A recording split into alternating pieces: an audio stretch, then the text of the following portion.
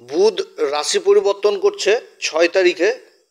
বৃষ রাশি থেকে বেরিয়ে প্রবেশ করবে নিজের রাশিতে, যেটা হচ্ছে মিথুন রাশি, এবং এই মিথুন রাশিতে 22শে জুন পর্যন্ত থাকবে। বুধের এই পরিবর্তনে দেবগুরু বৃহস্পতির সাথে বুধের কিন্তু জুতি তৈরি হচ্ছে, কারণ মিথুন রাশিতে দেবগুরু বৃহস্পতি আগে থেকে অবস্থান করছে। এবার বুধ অবস্থান করা মানে বুধের সাথে জুতি। আবার অপরদিকে সূর্যও কিন্তু রাশি পরিবর্তন করবে। 15 তারিখে সূর্যের রাশি পরিবর্তন হচ্ছে, 15 তারিখে সূর্য আবার প্রবেশ করবে। তখন 3টি গ্রহ 22 তারিখ পর্যন্ত 3টি গ্রহ কিন্তু একসাথে থাকবে। তো যাই হোক, বুধের পরিবর্তনটা এরকম হচ্ছে। আর বুধ 3টি নক্ষত্রের উপর তার গোচরটি সম্পন্ন করবে। 6 তারিখে যেদিন বুধ রাশি পরিবর্তন করবে, 6 তারিখ থেকে 9 তারিখ পর্যন্ত থাকবে মৃগশিরা নক্ষত্র, যেটা হচ্ছে মঙ্গলের অধিপতি। তারপরে 10 তারিখ থেকে থাকবে আদ্রা নক্ষত্রের 16 তারিখ পর্যন্ত রাহুর নক্ষত্র। 17 তারিখ থেকে একদম 22 তারিখ পর্যন্ত থাকবে পুনর্বসু নক্ষত্র, যেটা দেবগুরু বৃহস্পতির নক্ষত্র। তো বুধের এই যে পরিবর্তন হচ্ছে, এই পরিবর্তনে আজকে তুলে ধরবো হচ্ছে কন্যা রাশি, তুলা রাশি, বৃশ্চিক রাশি এবং ধনু রাশি। এই 4টি রাশির উপর বলবো। 4টি রাশি কোন দিক থেকে সাবধান, কোন দিক থেকে লাভবান, কোন বিশেষ উপাচার করবে, এগুলো সমস্ত কিছু তুলে ধরবো। বুধকে বলা হয় গ্রহদের যুবরাজ। তো বুধের পরিবর্তন খুব অল্প দিনের জন্যই হয়। এর আগে বুধের পরিবর্তন দীর্ঘকালীন হয়েছিল, বকরি হয়ে গেছিল। তো এবারে পরিবর্তন খুবই অল্প দিনের। আর বুধের পরিবর্তনে যেটা ফল হয় সেটা কিন্তু চটজলদি হয়। জন্মকুষ্ঠিতে যাদের বুধ খুব ভালো অবস্থায় থাকে, তারা যুক্তি ম্যানেজমেন্ট করার ক্ষমতা খুব ভালো থাকে, যুক্তিবোধটা খুব ভালো থাকে, স্মরণ শক্তি প্রচণ্ড ভালো হয়, বিশ্লেষণ করার ক্ষমতা খুব ভালো থাকে, ম্যানেজমেন্ট করার খুব ক্ষমতা ভালো থাকে, চতুর হয়, ব্যবসায়িক হয়, মৃদুভাষী হয়। বুধ হচ্ছে কি বাণীর কারক। বুধ যদি কেন্দ্রে নিজের রাশিতে অবস্থান করে, তখন কিন্তু ভদ্র নামক পঞ্চমহাপুরুষ রাজযোগ তৈরি করে। আবার যদি বুধ খুব খারাপ অবস্থায় থাকে, তাহলে কি হবে? মিথ্যা কথা বলবে, বাচালের মতন কথা বলবে, তর্ক করবে, যেখানে সেখানে তর্ক করবে, যেখানটাতে কথা বলার প্রয়োজন নয় সেখানটাতেও কথা বলবে। দাঁতের সমস্যা হবে, তারপরে ত্বকের সমস্যা হবে। এগুলো বুধ থেকে হয়, যাদের বুধ খুব খারাপ অবস্থায় থাকে। তো যাই হোক, অনুষ্ঠানটি শুরু করার আগে সমস্ত দর্শক বন্ধুদের নমস্কার জানাচ্ছি, এবং তার সাথে বলবো যারা বহুদিন ধরে আমাদের অনুষ্ঠান দেখছেন, এখনও পর্যন্ত সাবস্ক্রাইব করেননি, অবশ্যই সাবস্ক্রাইব করবেন। এই চ্যানেলের সঙ্গে থাকুন, জ্যোতিষীয় সম্পর্কিত অনেক তথ্য জানতে পারবেন। তবে আমি কোনো রকমভাবে কোনো দর্শক বন্ধুকে বিভ্রান্তের মধ্যে রাখতে চাই না। এটা গোচরের উপরই আলোচনা করা হচ্ছে, কারো কোনো রকম ব্যক্তিগত কুষ্টি ধরে আলোচনা নয়। আর এর প্রভাব আপনারা চন্দ্ররাশি অনুসারেই দেখবেন। বুধের এই গোচরটা খুব অল্প দিনের। এই বুধের গোচরে যে যে ব্যবসার সাথে যুক্ত থাকুক, কেউ যদি শেয়ার মার্কেটেও যুক্ত থাকে, অথবা ইন্টারনেটের কাজের সাথে যদি যুক্ত থাকে, মিডিয়ার দিক থেকে কোনো রকম কাজ হোক, কিংবা মার্কেটিং সেক্টরে হোক, কিংবা গবেষণার দিক থেকে হোক, অথবা সফটওয়্যারের দিক থেকে হোক, যে কোনো মার্কেটিং ফিল্ডে হোক, এই সমস্ত দিকে যথেষ্ট ভালো প্রভাব পড়বে বুধের পরিবর্তনে। কারণ এই সময়কালে বুধের সাথে দেবগুরু বৃহস্পতির জুতি তৈরি হচ্ছে, আবার সূর্যেরও জুতি তৈরি হচ্ছে সাময়িক। এবং এই জুতির সাথে আবার রাহুর কিন্তু একটা কানেকশন থাকছে, নবম পঞ্চম যোগ তৈরি হচ্ছে, যার জন্য বুধের কিন্তু প্রভাব একটা ভালো থাকবে। এবং সবথেকে ভালো জিনিসটা হচ্ছে যে বুধ কিন্তু নিজের সাধারণ রাশি এই মিথুন রাশিতেই অবস্থান করছে। এবং এই দেবগুরু বৃহস্পতির সাথে অবস্থান এবং সূর্যের সাথে অবস্থান, এটা কিন্তু নিজের রাশিতেই তৈরি হচ্ছে। তো যাই হোক, বুধের এই পরিবর্তন নিজের রাশিতে হচ্ছে, কি প্রভাব পড়বে 4টি রাশির উপর এ বিষয়ে তুলে ধরবো। তবে আজকে নক্ষত্র নিয়ে বলতে পারবো না, সময় খুবই অল্প।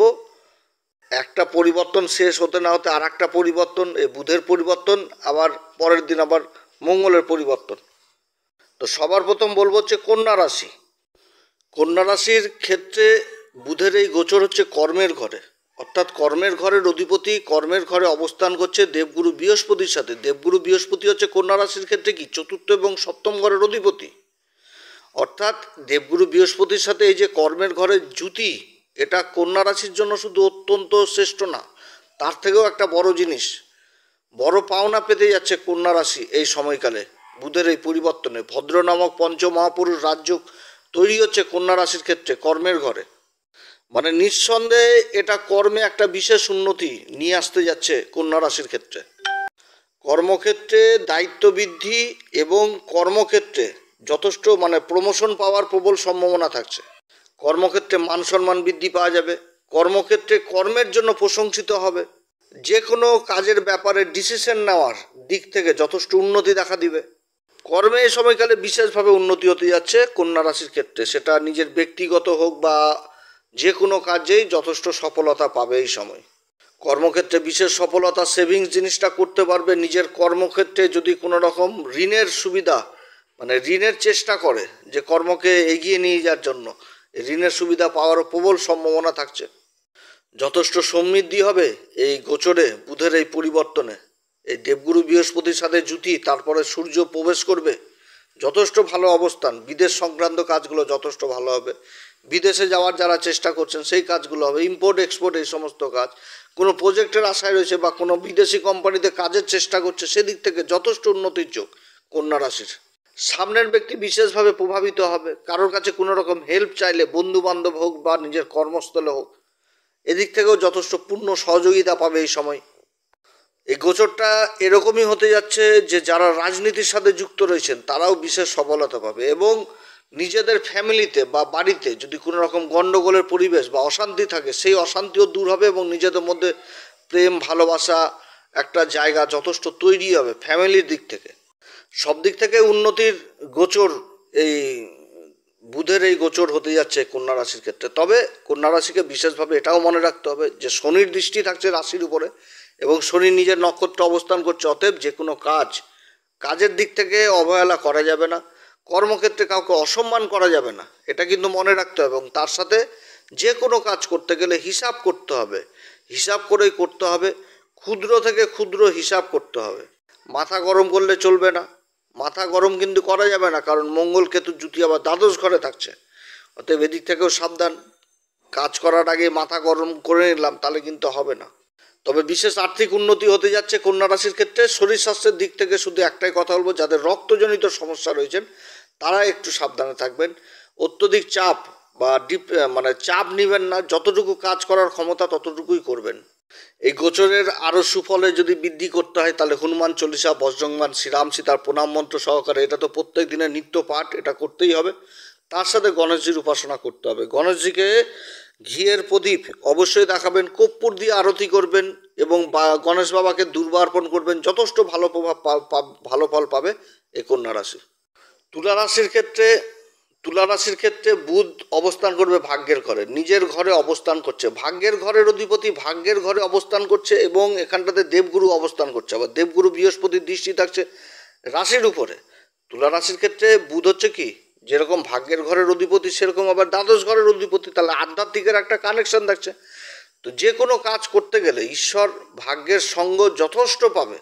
না হওয়া কাজ ভাগ্যের জোরে হবে এই সময়। আধ্যাত্মিক চেতনা, আধ্যাত্মিক উন্নতি বিশেষভাবে লক্ষ্য করা যাবে এই তুলা রাশির ক্ষেত্রে।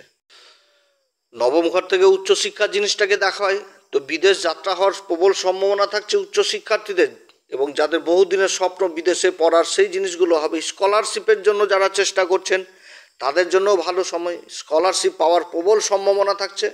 সূর্যের অবস্থান হবে, সূর্য হচ্ছে আবার এই তুলা রাশির ক্ষেত্রে লাভের ঘরের অধিপতি, ভাগ্যের ঘরে অবস্থান করবে সূর্য, বুধ এবং দেবগুরু বৃহস্পতি। তিনটা গ্রহের একটা ভালো প্রভাব, ভালো ফল পেতে যাচ্ছে তুলা রাশি এই সময়। আর্থিক দিক থেকে খুবই লাভদায়ক গোচর হতে যাচ্ছে এই তুলা রাশির ক্ষেত্রে। যারা ইম্পোর্ট এক্সপোর্টের কাজ করছে, যারা বিদেশি কোনো কোম্পানিতে কাজ করছে বা বিদেশি কোনো কোম্পানিতে কাজের চেষ্টা করছে, তাদের জন্য যথেষ্ট ভালো সময়। যারা বিদেশি কোম্পানিতে কাজের যারা কল লেটার, তারপরে প্রমোশন লেটার, অ্যাপয়েন্টমেন্ট লেটার আটকে রয়েছে, এগুলো পাওয়ার প্রবল সম্ভাবনা থাকছে। সরকারি দিক থেকে থেমে থাকা কাজগুলো যথেষ্ট ভালো হবে। যোগাযোগ ব্যবস্থার ব্যাপক উন্নতি হতে যাচ্ছে। যারা মিডিয়াতে রয়েছেন, যারা সেলসের কাজে রয়েছেন, কথাবাচক হিসাবে কাজ করছেন, যারা সোশ্যাল মিডিয়াতে রয়েছেন, সিনেমা জগতে রয়েছেন, এদিক থেকে যথেষ্ট ভালো। প্রতিভাজনিত যে কোনো কাজের সাথে জড়িত রয়েছেন, এদিক থেকে যথেষ্ট ভালো গোচর হতে যাচ্ছে। প্রেম ভালোবাসার দিক থেকেও ভালো অবস্থান। শিক্ষার দিক থেকে তো দারুণ অবস্থান। রাহু পঞ্চম ঘরে অবস্থান করছে দেবগুরু বৃহস্পতির সাথে নবম পঞ্চম যোগ, এবং বুধের সাথেও নবম পঞ্চম যোগ একটা তৈরি হয়েছে এই সময়। তো উচ্চশিক্ষার্থীদের জন্য যথেষ্ট ভালো সময়। যারা সফটওয়্যার হোক কিংবা আইটি সেক্টর হোক কিংবা উচ্চশিক্ষার দিক থেকে, যে কোনো উচ্চশিক্ষার দিক থেকে সফলতার দুয়ার এই সময় তুলা রাশির জন্য খুলছে। খুবই ভালো সময়, শিক্ষার দিক থেকে, কর্মের দিক থেকে, সব দিক থেকে। আত্মবিশ্বাসে যথেষ্ট বৃদ্ধি পাবে, যে সেলফ কনফিডেন্ট বেড়ে যাবে। কারণ বুধের পরিবর্তন হচ্ছে, তার সাথে তো আবার মঙ্গলেরও পরিবর্তন হয়ে যাবে। মঙ্গল ধনসম্পত্তির ঘরের কারক, লাভের ঘরে জুতি তৈরি হবে কেতুর সাথে, আর কেতু যখনই ধনসম্পত্তির সাথে কানেকশন হয়ে যায় তখন কিন্তু ধনদায়ক হয়ে যায়। অতএব যথেষ্ট ভালো সময় অপেক্ষা করছে তুলা রাশির জন্য।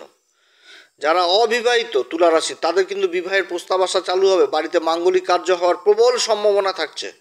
এই গোচরের সুফল পেতে হলে অবশ্যই হনুমান চল্লিশা, বজরংবাণ, শ্রীরাম সীতার প্রণাম মন্ত্র, এটা তো নিত্যদিনই করতে হবে, আমি প্রত্যেকটা ভিডিওতে বলে আসি।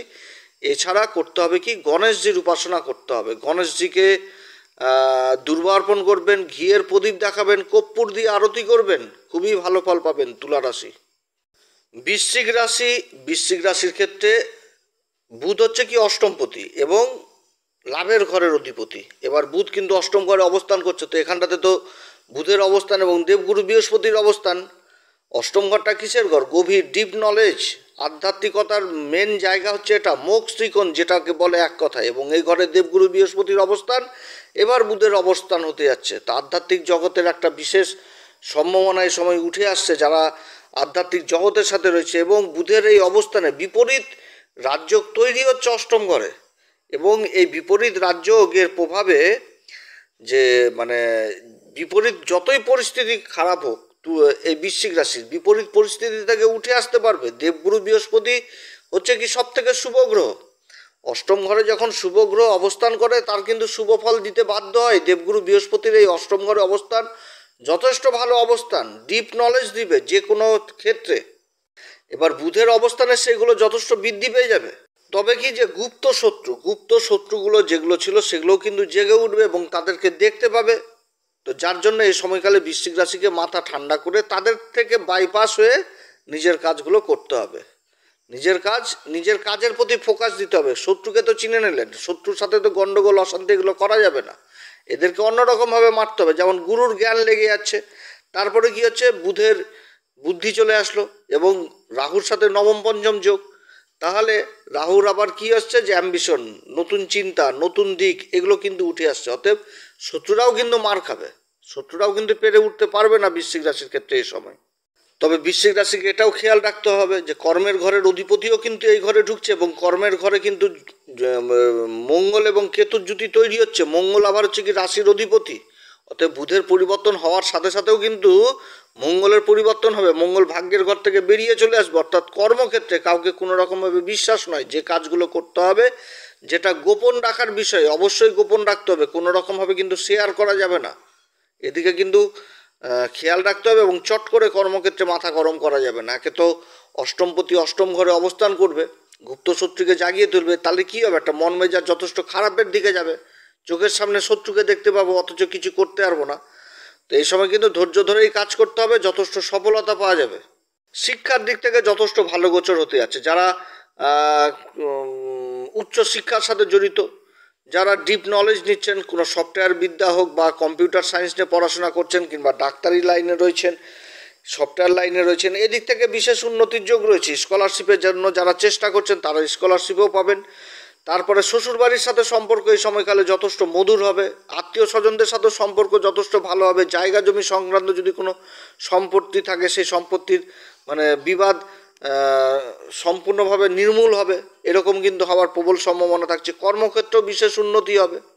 তবে এই সময়কালে বিশেষ করে নিজের শরীর স্বাস্থ্যের দিকেও যথেষ্ট খেয়াল রাখতে হবে, খাওয়া দাওয়ার দিকেও যথেষ্ট খেয়াল রাখতে হবে। ত্বকজনিত সমস্যা, তারপরে দাঁতের সমস্যা, এগুলো কিন্তু বৃদ্ধি পাওয়ার প্রবল সম্ভাবনা থাকছে, এদিকে যথেষ্ট খেয়াল রাখতে হবে বৃশ্চিক রাশিকে।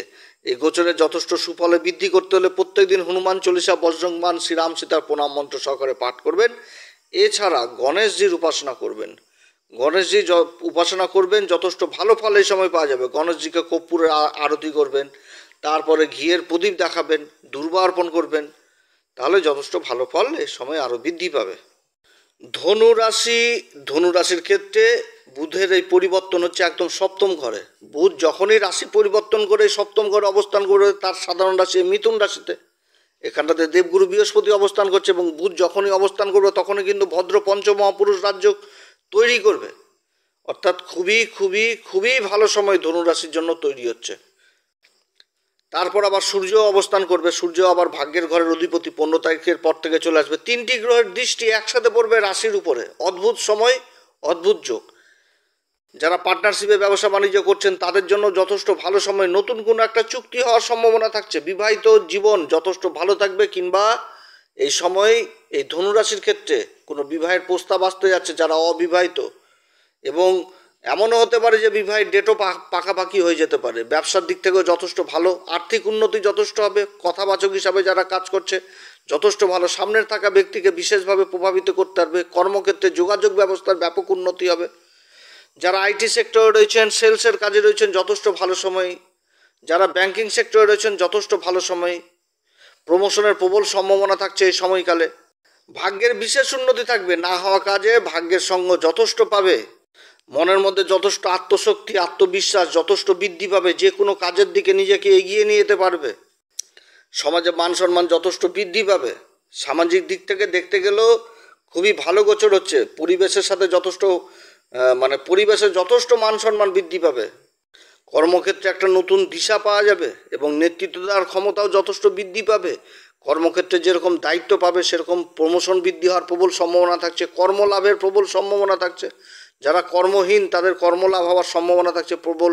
যারা যে কোনো সরকারি এক্সামে বসছেন বা সরকারি কিংবা বেসরকারি কাজের চেষ্টা করছেন তাদের জন্য যথেষ্ট ভালো। পিতামাতাদের সন্তানের প্রতি দুশ্চিন্তা দূর হবে। সব দিক থেকে একটা উন্নতির ভালো যোগ তৈরি হচ্ছে এই ধনুরাশির ক্ষেত্রে। শরীর স্বাস্থ্য, মন মেজাজ সব দিক থেকে ভালো একটা থাকবে। এই গোচরের সুফলে বৃদ্ধি করতে হলে প্রত্যেকদিন অবশ্যই হনুমান চল্লিশা, বজরংবাণ, শ্রীরাম সীতার প্রণাম মন্ত্র সহকারে পাঠ করবেন। এছাড়া গণেশজির উপাসনা করবেন। গণেশজিকে ঘিয়ের প্রদীপ, গণেশজিকে কর্পূরের আরতি অবশ্যই দেখাবেন, যথেষ্ট ভালো ফল পাবেন। তো যাই হোক, এই 4টি রাশি সম্পর্কে বললাম। আপনারা সবাই ভালো থাকেন। এরপরে আবার আসবে একটি নতুন পর্ব নিয়ে। যদি এই পরামর্শ সত্যিই ভালো লাগে তাহলে নিজের ভেবে এই অ্যাস্ট্রো এসএম বাংলা চ্যানেলকে অবশ্যই সাবস্ক্রাইব করবেন। বহু ভিডিও আগামী দিনে এই চ্যানেলে আপলোড দেওয়া হবে। আপনারা সবাই ভালো থাকেন। নমস্কার, ধন্যবাদ।